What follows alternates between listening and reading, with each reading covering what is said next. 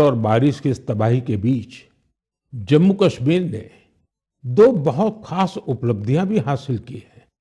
इन पर ज्यादा लोगों का ध्यान नहीं गया, लेकिन जब आप उन उपलब्धियों के बारे में जानेंगे तो आपको बहुत खुशी होगी। जम्मू कश्मीर के पुलवामा के एक स्टेडियम में रिकॉर्ड संख्या में लोग इकट्ठा हुए। यहाँ पुलवामा का पहला डे नाइट क्रिकेट मैच खेला गया। पहले ये होना असंभव था, लेकिन अब मेरा देश बदल रहा है। ये मैच रॉयल प्रीमियर लीग का हिस्सा है, जिसमें जम्मू कश्मीर की अलग अलग टीमें खेल रही हैं। इतने सारे लोग, खासकर युवा, पुलवामा में रात के समय हजारों की तादाद में क्रिकेट का आनंद लेते हुए, ये नजारा वाकई देखने लायक था। साथियों, दूसरा आयोजन जिसने ध्यान खींचा वो है देश में हुआ पहला खेलो इंडिया वाटर स्पोर्ट्स फेस्टिवल, और वो भी श्रीनगर की डल झील पर हुआ। सचमुच ऐसा उत्सव आयोजित करने के लिए ये कितनी खास जगह है। इसका उद्देश्य है जम्मू कश्मीर में वाटर स्पोर्ट्स को और लोकप्रिय बनाना। इसमें पूरे भारत से 800 से अधिक एथलीट्स ने हिस्सा लिया। महिला एथलीट्स भी पीछे नहीं रही, उनकी भागीदारी भी लगभग पुरुषों के बराबर थी। मैं उन सभी खिलाड़ियों को बधाई देना चाहता हूं जिन्होंने इसमें भाग लिया। विशेष बधाई मध्य प्रदेश को, जिसने सबसे ज्यादा मेडल जीते। उसके बाद हरियाणा और उड़ीसा का स्थान रहा। जम्मू कश्मीर की सरकार और वहां की जनता की आत्मीयता और मेहमान नवाजी की मैं भूरी भूरी प्रशंसा करता हूं। साथियों, इस आयोजन से जुड़े अनुभव को आप तक पहुंचाने के लिए मैंने सोचा है कि ऐसे दो खिलाड़ियों से भी बात करूं जिन्होंने इसमें हिस्सा लिया। उनमें से एक है ओडिशा की रश्मिता साहू और दूसरे हैं श्रीनगर के मोहसिन अली। आइए सुनते हैं वो क्या कहते हैं। रश्मिता जी, नमस्ते। नमस्ते सर। जय जगन्नाथ। जय जगन्नाथ सर। रश्मिता जी, सबसे पहले तो आपको खेल जगत में सफलता के लिए बहुत बहुत बधाई। Thank you sir. रश्मिता, हमारे श्रोता आपके बारे में और आपकी खेल यात्रा के बारे में जानने के लिए बहुत उत्सुक है। मैं भी बहुत उत्सुक हूँ, बताइए। सर, मैं रश्मिता साहू हूँ, उड़ीसा से। और मैं कैनोइंग प्लेयर हूँ। मैं 2017 से कोर्स ज्वाइन किया था, कैनोइंग शुरू किया था। और मैं नेशनल लेवल में नेशनल चैंपियनशिप और नेशनल गेम्स में पार्टिसिपेट किया हूँ। मेरा 41 मेडल से 13 गोल्ड, 14 सिल्वर और 14 ब्रॉन्ज मेडल सर। इस खेल की रुचि कैसे बनी? सबसे पहले किसने आपको इस तरफ प्रेरित किया? आपके परिवार में खेल का वातावरण है क्या? नहीं सर, मैं जिस गांव से आती हूँ उसमें खेल का कोई ये नहीं था। तो इधर नदी में बोटिंग है, कैनोइंग काइकिंग का। तो मेरे को उसके बारे में कुछ पता नहीं था। तो मैंने मेरा दोस्त को पूछा ये क्या है। तो दोस्त ने बताया कि उधर जगतपुर में साई स्पोर्ट्स सेंटर है, उसमें खेल का होता है, उसमें मैं भी जाने वाली हूँ। मेरे को बहुत इंटरेस्टिंग लगा। तो ये क्या है, मुझे पता भी नहीं था। ये तो पानी में बच्चे लोग कैसे करते हैं, बोटिंग करते हैं। मैं वो उसको बोला कि मैं बच्चे लोग कैसे करते हैं, बोटिंग करते हैं। मैं वो उसको बोला कि मुझे भी जाना है, कैसे कैसे जाना है मुझे भी बताओ। तो उधर जाके बात करो बोला है। फिर मैं तुरंत घर में जाके पापा मेरे को जाना है, पापा मेरे को जाना है। फिर पापा लोग ठीक है लेके आया। उस टाइम ट्रायल तो नहीं था। फिर कोच लोग ने बोला कि ट्रायल फरवरी में होता है, फरवरी मार्च में, आप उस टाइम ट्रायल के टाइम में आ जाओ। फिर मैं ट्रायल के टाइम में आया। अच्छा रश्मिता, कश्मीर में हुए खेलो इंडिया वाटर स्पोर्ट्स फेस्टिवल में आपका स्वयं का अनुभव कैसा रहा? पहली बार कश्मीर गई थी? हाँ सर, मैं पहली बार कश्मीर गई थी।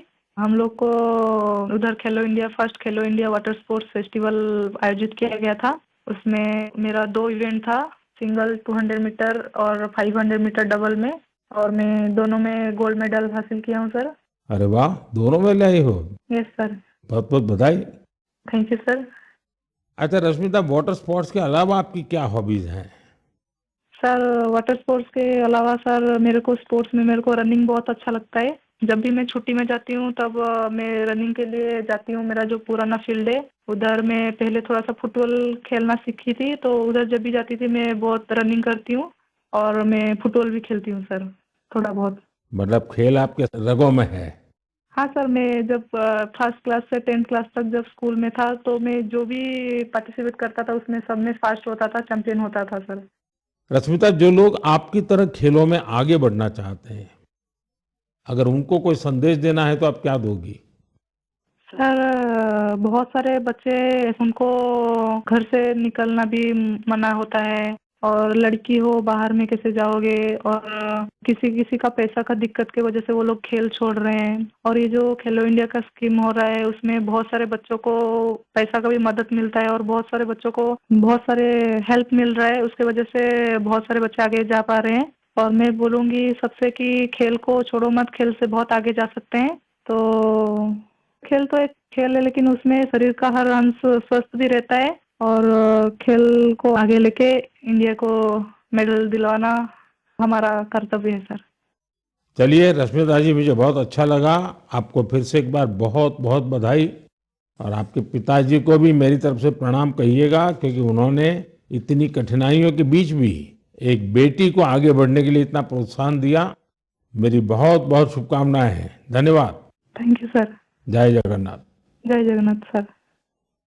मोहसिन अली, नमस्ते। नमस्ते सर। मोहसिन जी, आपको बहुत बहुत बधाई और आपके उज्जवल भविष्य के लिए बहुत बहुत शुभकामनाएं। Thank you sir. मोहसिन, आपने पहले खेलो इंडिया वाटर स्पोर्ट्स इसका फेस्टिवल, और उसमें भी सबसे पहला गोल्ड मेडल जीतने वाले आपको कैसा लगा? सर बहुत ही खुश हूँ मैं। मैंने गोल्ड मेडल जीता है खेलो इंडिया में, जो पहली बार हुआ है यहाँ पर कश्मीर में। लोगों में क्या चर्चा है? बहुत ही चर्चे है सर। पूरी फैमिली खुश है अभी। आपके स्कूल वाले? स्कूल वाले भी सब खुश है। कश्मीर में सब बोलते हैं आप गोल्ड मेडलिस्ट हो। तो आप तो बड़े सेलिब्रिटी बन गए। Yes sir.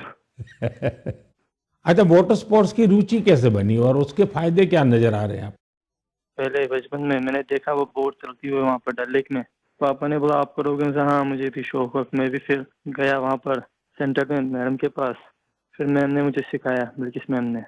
अच्छा मोहसिन, पूरे देश के लोग आए थे, पहली बार वाटर स्पोर्ट्स का कार्यक्रम हुआ, और वो भी श्रीनगर में हुआ, वो भी डल झील में हुआ। ये इतने सारे देश के लोग आए, तो वहाँ के लोगों को क्या फील होता था? बहुत ही खुशी है सर। सब बोल रहे अच्छी जगह है, पूरा अच्छा है यहाँ पर, फैसिलिटी सब कुछ अच्छी है। सब यहाँ पर सब कुछ अच्छा रहा खेलो इंडिया में। तो आप कहीं खेलने के लिए कश्मीर के बाहर गए हैं कभी? इससे मैं भोपाल गया हूँ, गोवा गया हूँ, केरला गया हूँ, हिमाचल गया हूँ। अच्छा, फिर आप तो पूरा हिंदुस्तान देख लिए है। Yes sir. अच्छा, ये इतने सारे खिलाड़ी वहां आए थे, यस सर। तो नए दोस्त बनाए कि नहीं बनाए? सर बहुत दोस्त बना दिए। एक साथ भी घूमे हम यहाँ पर, डल लेक में, लाल चौक में, पूरे जगह घूमे हम सर। पहलगाम भी गए थे। यस सर, पूरी जगह। देखिए, मैंने तो देखा है कि जम्मू कश्मीर में स्पोर्ट्स टैलेंट बड़ा गजब का है जी। Yes sir. हमारे जो जम्मू कश्मीर के नौजवान है, वो देश का नाम रोशन करे, इतना सामर्थ्य है उनके अंदर, और आपने करके दिखाया है। सर मेरा ड्रीम है ओलंपिक में मेडल जीतना, वही ड्रीम है। वाह, शाबाश। वही ड्रीम है सर। देखिए, आपसे सुन करके ही मेरे तो रोंगटे खड़े हो गए। सर अभी वही ड्रीम है मेरा, ओलंपिक में मेडल जीतना, देश के लिए नेशनल एंथम बजाना, बस वही ड्रीम है मेरा। मेरे देश का एक मजदूर परिवार का बेटा इतने बड़े सपने देखता है, मतलब ये देश बहुत आगे बढ़ने वाला है। सर बहुत आगे बढ़ने वाला है। हम शुक्रगुजार हैं इंडिया गवर्नमेंट का, जिनने इतना यहाँ पर खेलो इंडिया के यहाँ पर पहली बार हुआ है सर। तभी तो तुम्हारा स्कूल में भी जय जयकार चलता होगा। Yes sir. चलिए मोहसिन, मुझे बहुत अच्छा लगा आपसे बात करके, और मेरी तरफ से आपके पिताजी को भी। पाइथन सीखते ही तुम्हारी पूरी फीस। और आपने अपने पिताजी के शब्दों पर बिल्कुल आराम किए बिना 10 साल तक तपस्या की है, ये खिलाड़ी के लिए बहुत बड़ी प्रेरणा होती है। और आपके कोच को भी मैं बहुत बधाई देता हूं कि जिन्होंने आपके पीछे इतनी मेहनत की। मेरी तरफ से बहुत बहुत शुभकामनाएं, बहुत बहुत बधाई भैया। Thank you sir. नमस्कार सर। जय हिंद। साथियों, एक भारत श्रेष्ठ भारत की भावना देश की एकता, देश के विकास के लिए बहुत जरूरी है और निश्चित तौर पर खेल इसमें बड़ी भूमिका निभाते हैं। और इसलिए ही तो मैं कहता हूं, जो खेलता है वो खिलता है। हमारा देश भी जितनी टूर्नामेंट खेलेगा उतना खिलेगा। आप दोनों खिलाड़ियों को, आपके साथियों को मेरी बहुत बहुत शुभकामनाएं। मेरे प्यारे देशवासियों, आपने यूपीएससी का नाम तो जरूर सुना होगा। ये संस्था देश की सबसे कठिन परीक्षाओं में से एक सिविल सर्विसेज का एग्जाम भी लेती है। हम सब ने सिविल सर्विसेज के टॉपर्स की प्रेरणादायी बातें अनेक बार सुनी है। ये नौजवान कठिन परिस्थितियों में पढ़ाई के बाद अपनी मेहनत से इस सर्विस में जगह पाते हैं। लेकिन साथियों, यूपीएससी की परीक्षा की एक सच्चाई और भी है। हजारों ऐसे उम्मीदवार भी होते हैं जो बेहद काबिल होते हैं। उनकी मेहनत भी किसी से कम नहीं होती, पर मामूली अंतर से वो अंतिम सूची तक नहीं पहुंच पाते। इन उम्मीदवारों को दूसरी परीक्षाओं के लिए नए सिरे से तैयारी करनी पड़ती है। इसमें उनका समय और पैसा दोनों खर्च होता था। इसलिए अब ऐसे होनहार विद्यार्थियों के लिए भी एक डिजिटल प्लेटफॉर्म बनाया गया है और इसका नाम है प्रतिभा सेतु। प्रतिभा सेतु में उन उम्मीदवारों का डेटा रखा गया है जिन्होंने यूपीएससी की अलग अलग परीक्षाओं के सभी चरण पास किए, लेकिन अंतिम मेरिट लिस्ट में उनका नाम नहीं आ पाया। इस पोर्टल पर 10,000 से ज्यादा ऐसे होनहार युवाओं का डेटा बैंक मौजूद है। कोई सिविल सर्विस की तैयारी कर रहा था, कोई इंजीनियरिंग सर्विस में जाना चाहता था, कोई मेडिकल सर्विसेज के हर पड़ाव को पार कर चुका था, लेकिन फाइनल में उसका सिलेक्शन नहीं हुआ। ऐसे सभी उम्मीदवारों की जानकारी अब प्रतिभा सेतु पोर्टल पर उपलब्ध कराई जा रही है। इस पोर्टल से प्राइवेट कंपनियों इन होनहार स्टूडेंट्स की जानकारी लेकर उन्हें अपने यहां नियुक्ति दे सकती है। साथियों, इस प्रयास के नतीजे भी आने लगे हैं। सैकड़ों उम्मीदवारों को इस पोर्टल की मदद से तुरंत नौकरी मिली है और वो युवा जो मामूली अंतर से रुक गए थे, अब नए आत्मविश्वास के साथ आगे बढ़ रहे हैं। मेरे प्यारे देशवासियों, आज पूरी दुनिया का ध्यान भारत की तरफ है। भारत में छिपी संभावनाओं पर दुनिया भर की नजर है। इसी से जुड़ा एक सुखद अनुभव मैं आपसे साझा करना चाहता हूं। आपको पता है कि आजकल पॉडकास्ट का बहुत फैशन है। विभिन्न विषयों से जुड़े पॉडकास्ट को भांति भांति के लोग देखते और सुनते हैं। बीते दिनों मैं भी कुछ पॉडकास्ट में शामिल हुआ था। ऐसा ही एक पॉडकास्ट दुनिया के बहुत फेमस पॉडकास्टर लैक्स फ्रीडमैन के साथ हुआ था। उस पॉडकास्ट में बहुत सारी बातें हुई और दुनिया भर के लोगों ने उसे सुना भी।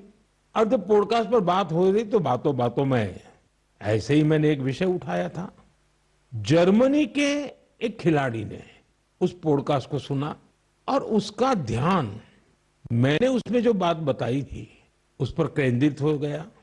उन्होंने उस टॉपिक से इतना कनेक्ट किया कि पहले उन्होंने उस टॉपिक पर रिसर्च की और फिर जर्मनी में भारतीय दूतावास से संपर्क किया और उन्होंने चिट्ठी लिखकर बताया कि वो उस विषय को लेकर भारत से जुड़ना चाहते हैं। आप सोच रहे होंगे कि मोदी जी ने पॉडकास्ट में ऐसा कैसा विषय कह दिया जो जर्मनी के खिलाड़ी को प्रेरित कर गया। ये कौन सा विषय था? मैं आपको याद कराता हूं। मैंने पॉडकास्ट में बातों बातों में मध्य प्रदेश के शहडोल के फुटबॉल के क्रेज से जुड़ा एक गांव का वर्णन किया था। दरअसल 2 साल पहले मैं शहडोल गया था, वहां के फुटबॉल प्लेयर से मिला था। पॉडकास्ट के दौरान एक सवाल के उत्तर में मैंने शहडोल के फुटबॉल खिलाड़ियों का भी जिक्र किया था। यही बात जर्मनी के फुटबॉल खिलाड़ी और कोच डिटमार बायर्सडॉर्फर ने भी सुनी। शहडोल के युवा फुटबॉल खिलाड़ियों की लाइफ जर्नी ने उन्हें बहुत प्रभावित और प्रेरित किया। सही में किसी ने कल्पना भी नहीं की थी कि वहां के प्रतिभाशाली फुटबॉल खिलाड़ी दूसरे देशों का ध्यान अपनी ओर आकर्षित करेंगे। अब जर्मनी के इस कोच ने शहडोल के कुछ खिलाड़ियों को जर्मनी की एक एकेडमी में ट्रेनिंग देने की पेशकश की है। इसके बाद मध्य प्रदेश की सरकार ने भी उनसे संपर्क किया है। जल्द ही शहडोल के हमारे कुछ युवा साथी ट्रेनिंग कोर्स के लिए जर्मनी जाएंगे। मुझे यह देखकर भी बहुत आनंद आता है कि भारत में फुटबॉल की लोकप्रियता निरंतर बढ़ रही है। मैं फुटबॉल प्रेमियों से आग्रह करता हूं कि जब समय मिले वे शहडोल जरूर जाएं और वहां हो रहे स्पोर्टिंग रिवॉल्यूशन को करीब से देखें। मेरे प्यारे देशवासियों, सूरत में रहने वाले जितेंद्र सिंह राठौड़ के बारे में जानकर आपको बहुत सुखद एहसास होगा, मन गर्व से भर जाएगा। जितेंद्र सिंह राठौड़ एक सिक्योरिटी गार्ड है और उन्होंने एक ऐसी अद्भुत पहल की है जो हर देशभक्त के लिए बहुत बड़ी प्रेरणा है। पिछले कुछ वर्षों से वो उन सभी जवानों के बारे में जानकारियां जुटा रहे हैं जिन्होंने भारत माता की रक्षा में अपने प्राण न्योछावर किए हैं। आज उनके पास प्रथम विश्व युद्ध से लेकर अब तक शहीद हुए हजारों वीर जवानों के बारे में जानकारियां मौजूद है। उनके पास शहीदों की हजारों तस्वीरें भी हैं। एक बार एक शहीद के पिता की कही गई बातें उनके हृदय को छू गई। शहीद के पिता ने कहा था, बेटा गया तो क्या हुआ, वतन तो सलामत है ना। इस एक बात ने जितेंद्र सिंह जी के मन में देशभक्ति का एक अद्भुत जुनून भर दिया। आज वो कई शहीदों के परिवारों के संपर्क में है। उन्होंने करीब 2500 शहीदों के माता पिता के चरणों की मिट्टी भी अपने पास लाकर रखी है। ये सशस्त्र बलों के प्रति उनके गहरे प्रेम और जुड़ाव का जीवंत उदाहरण है। जितेंद्र जी का जीवन हमें देशभक्ति की वास्तविक सीख देता है। मेरे प्यारे देशवासियों, आजकल आपने देखा होगा अक्सर घर की छतों पर, बड़ी इमारतों पर, सरकारी दफ्तरों में सोलर पैनल चमकते हुए दिखाई देते हैं। लोग अब इसके महत्व को समझ रहे हैं और खुले मन से अपना रहे हैं। हमारे देश पर सूर्यदेव की इतनी कृपा है तो क्यों न उनकी दी हुई उस ऊर्जा का पूरा उपयोग करें।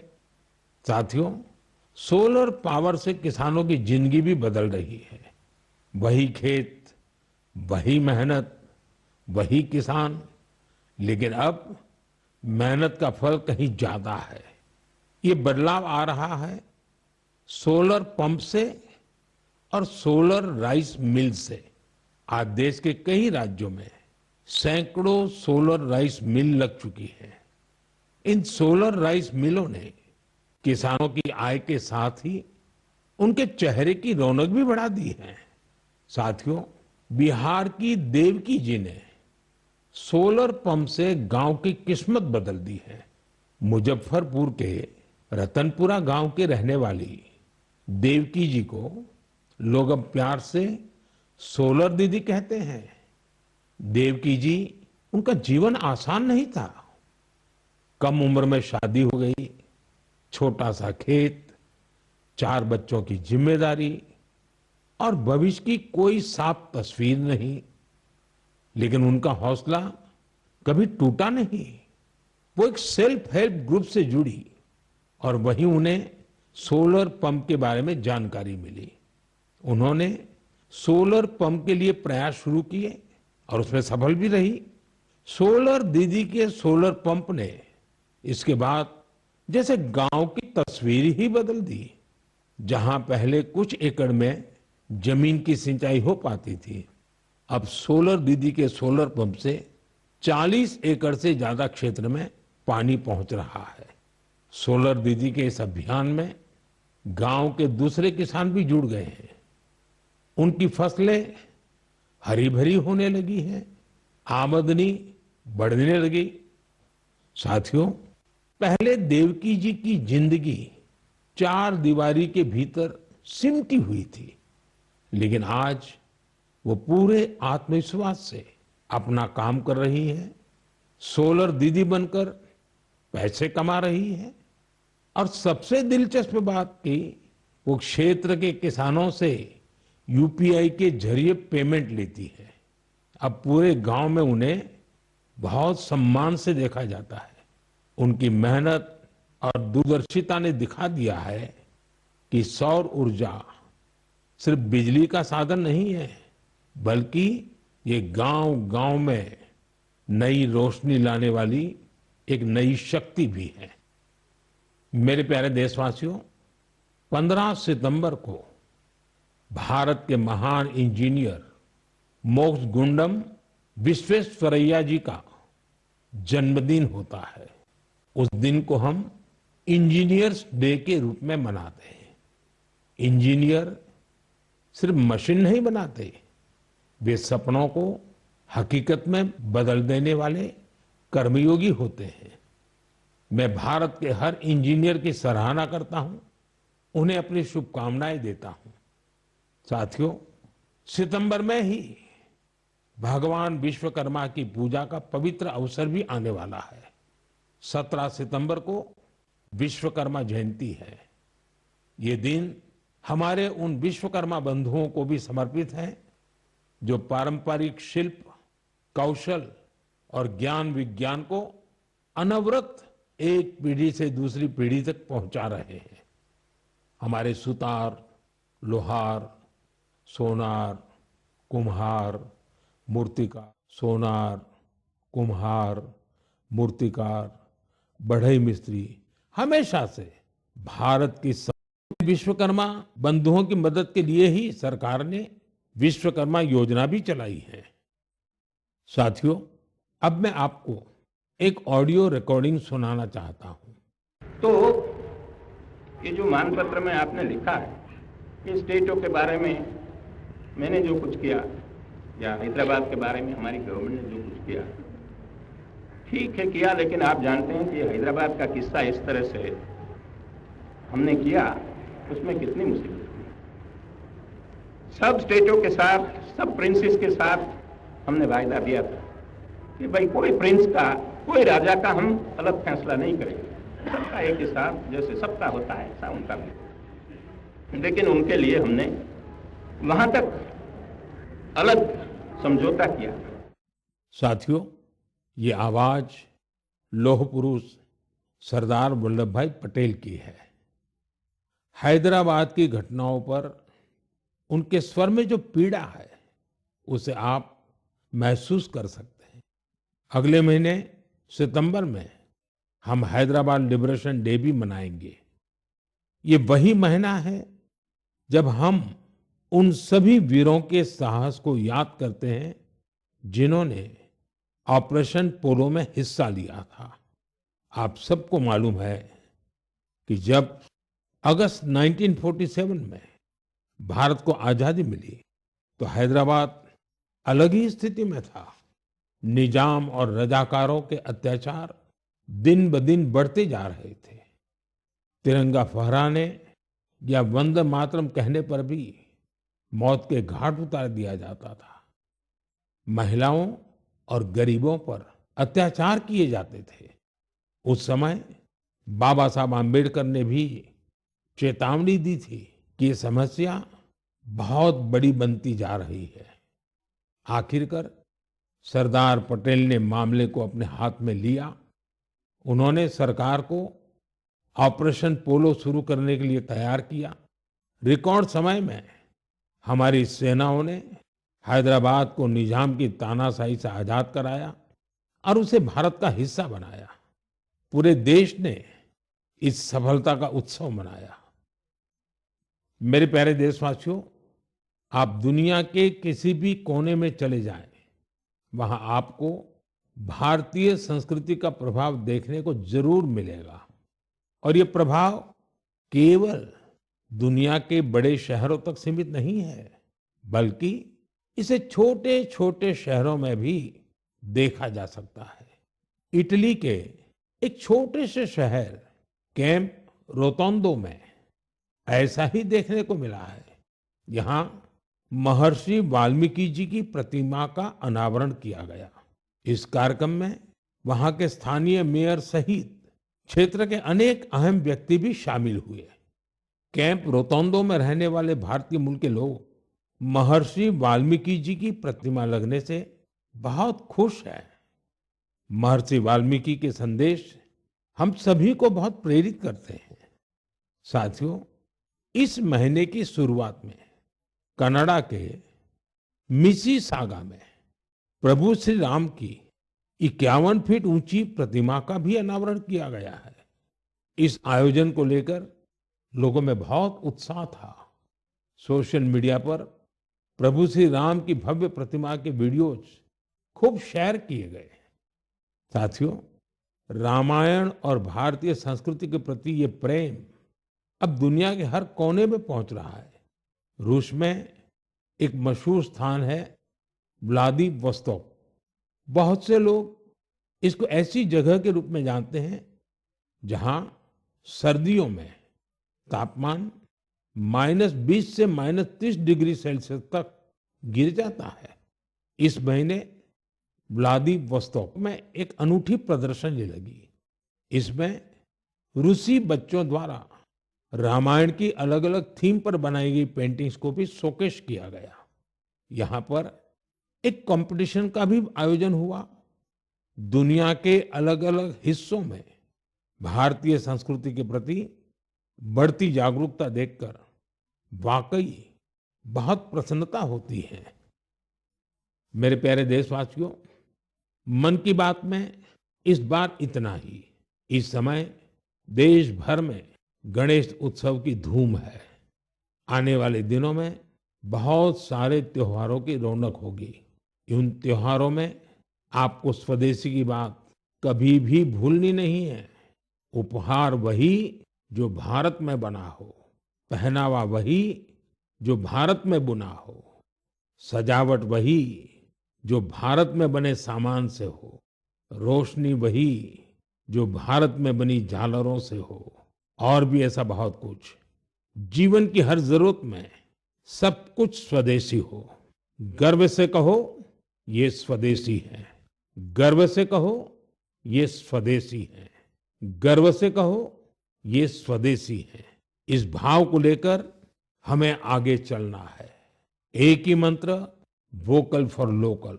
एक ही रास्ता, आत्मनिर्भर भारत। एक ही लक्ष्य, विकसित भारत। साथियों, इन खुशियों के बीच आप सभी स्वच्छता पर जोर देते रहें, क्योंकि जहां स्वच्छता है वहां त्योहारों का आनंद भी और बढ़ जाता है। साथियों, मन की बात के लिए मुझे इसी तरह बड़ी संख्या में अपने संदेश भेजते रहिए।